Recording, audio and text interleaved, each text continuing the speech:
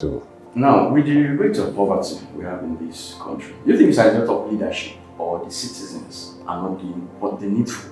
Like Buhari said that Nigerians are lazy. Do you think it's the leadership as a cause or the people themselves are the cause? the Igbos have a proverb. They say that when you find a pregnant goat, or any goat for that matter, dead in the yam barn, it did not die of hunger. You need me to repeat that? Don't worry. When you find a goat dead in the yam barn, you know those yam barn that you build with bamboo and you see plenty of yam decorating the walls? That goat did not die of hunger. Something else killed him. We are not poor. When we were starting this interview, you asked a question about Nigeria. Something led me to describe this country to you. Ours is a rich land.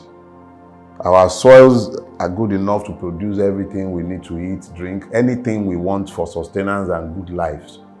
It's already in our soils. We are poor by design because those who ruin this country and who are ruining the Nigerian victims, their power, their hold on power is strengthened by the poverty of the people. A poor man's mind, an hungry man's mind is focused on survival. He's thinking about what to eat. He's thinking about what to drink. He's thinking about how to pay his house rent if he has a house. He's thinking of where to sleep if he's only walking the streets. He's thinking about his security. She's thinking, how do I sleep tonight without getting raped where I'm going to have to manage to sleep? She's thinking, how do I feed my children? The Nigerian is deliberately made to focus on survival so that he does not begin to query the simple suggestions they give him in place of answer. A man who is dependent on the grace of his political master to eat is not likely to query the wisdom of the political master who tells him that his neighbor and best friend is his enemy.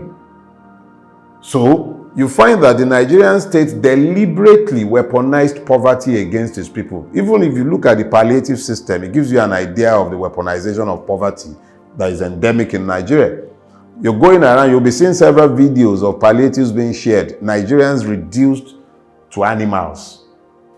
Reduced to animals, scooping rice with sand, and we are not declared to be at war yet. You see Nigerians scooping food, hot food, off boiling pots. Reduced to animals. In a country where people are flying private jets all over the place. Reduced. You see young men reduced to beggars. So in essence, the leadership. It is leadership. It is the system, the governance system. And please stop using the word leadership. Just say ruiners. Look, if you want to be kind to Nigerian ruiners, call them rulers. Rulers are fixed in the moment. It's always about holding on to power. It's about maintaining hold on power. Those are rulers. Their job is to maintain themselves in power. And that's what Nigerian ruiners are. You can't call them leaders. Leaders see a destination in their mind. When they close their eyes, they can see destinations. And they lead people in the direction of their vision. What is the vision governing anybody in Nigeria? None.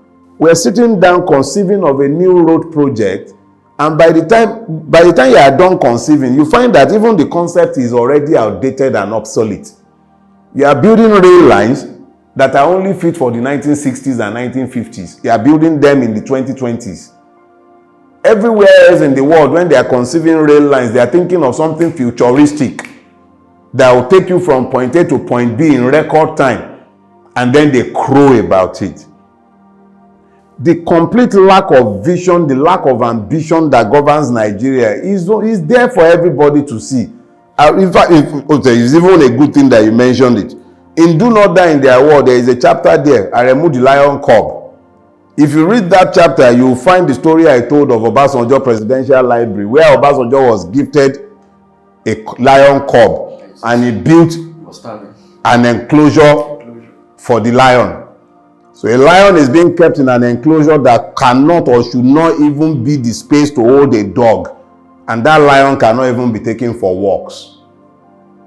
It looked like a emaciated boar bull the first sight I heard of it. That is the kind of vision governing Nigeria. They can't see beyond the minute. They can, the man, and that's the man, give it to him. Obasanjo remains the best of the lot that has governed this country. And yet, the very best of the lot that has governed Nigeria, the extent of his vision when he was given a lion cub was to build an enclosure there is no more than about 3 by 3 square meter for a lion. Who is going to walk that lion? How is that lion going to get any exercise? Inside the concrete cage. That is the vision governing Nigeria. They cannot see beyond the moment. Pimpish imagination, all of them. What have they built? What do you see in Nigeria that is futuristic outside of their greed? But the realness doesn't stop, if I use your words, the realness doesn't stop you from opening business, getting clients, getting customers, or doing what you need to do as an entrepreneur to build it. You see, that is the error right there. Okay. Let me take on the toga of the entrepreneur now. Sometimes you don't even have power for days at a time. You're running a business and it is your job to provide energy supply, power supply to your own business. Are you a power company or a tailor? Are you an hairdresser or a power company? And then you have to go and buy petrol at that outrageous amount to fuel your generator.